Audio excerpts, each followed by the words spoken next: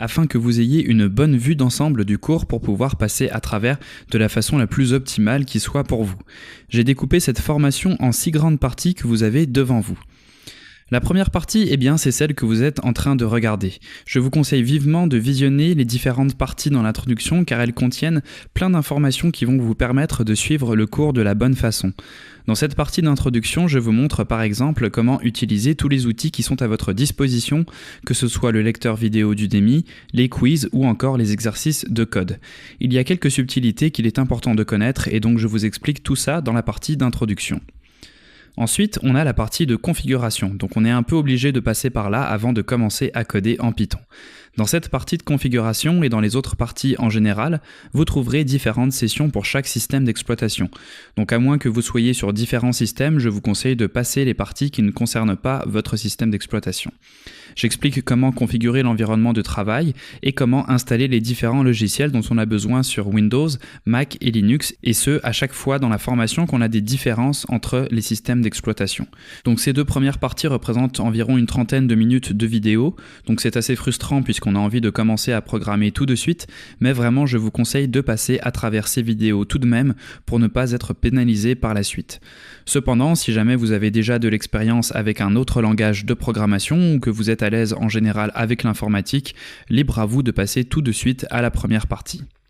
Dans la première partie, on rentre donc dans le vif du sujet et on va voir toutes les bases du langage. Donc c'est vraiment toutes les notions dont vous aurez besoin pour créer vos scripts, à savoir par exemple les variables, les opérateurs, les structures conditionnelles ou encore les boucles. À la fin de cette partie, vous retrouverez un examen pratique qui passera à travers toutes les notions que l'on a vues dans cette partie. C'est un très bon moyen pour vous de vous assurer que vous maîtrisez toutes ces notions de base avant de passer à la deuxième partie. Dans la deuxième partie de cette formation, on verra ensemble des notions avancées du langage.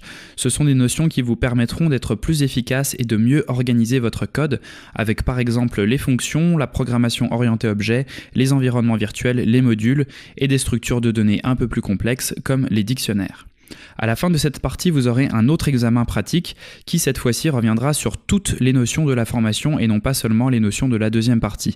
Donc c'est un examen assez long qui vous prendra probablement entre 30 à 45 minutes de travail, mais avec ça vous aurez une note à la fin qui vous permettra de savoir si vous maîtrisez bien toutes les notions de Python, puisque dans les parties qui suivent, on va mettre tout ce qu'on a appris en pratique dans des projets plus complexes. Donc ne vous inquiétez pas, tous les projets ne sont pas uniquement à la fin.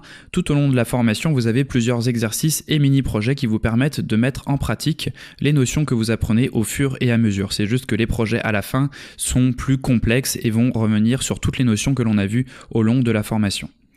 Pour finir, vous aurez une partie que j'ai appelée « Aller plus loin » dans laquelle je vous indique les prochaines étapes qui vous permettront de passer du statut de simple étudiant au statut professionnel et comment envisager la suite pour, si c'est votre objectif, décrocher un emploi dans le domaine de la programmation.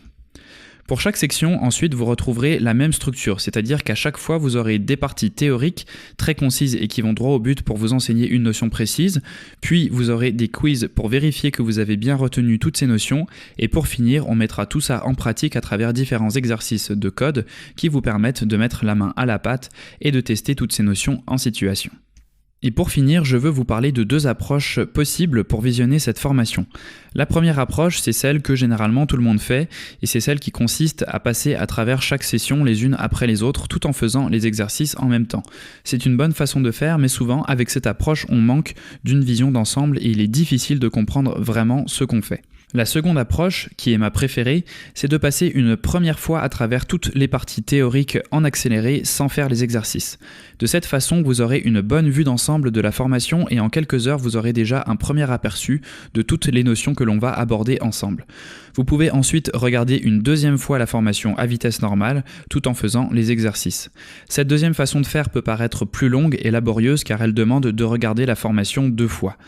C'est pour cette raison que je vous conseille de regarder une première fois en accéléré, sans vous soucier de tout comprendre, et quand vous allez repasser une deuxième fois sur la formation, vous verrez qu'en ayant en tête cette vue d'ensemble, tout vous semblera plus simple et évident. Donc au final, la deuxième fois que vous passerez sur la formation, vous irez plus vite et tout vous semblera plus facile. Donc l'un dans l'autre, ce n'est pas forcément plus long et personnellement, je trouve que c'est plus efficace.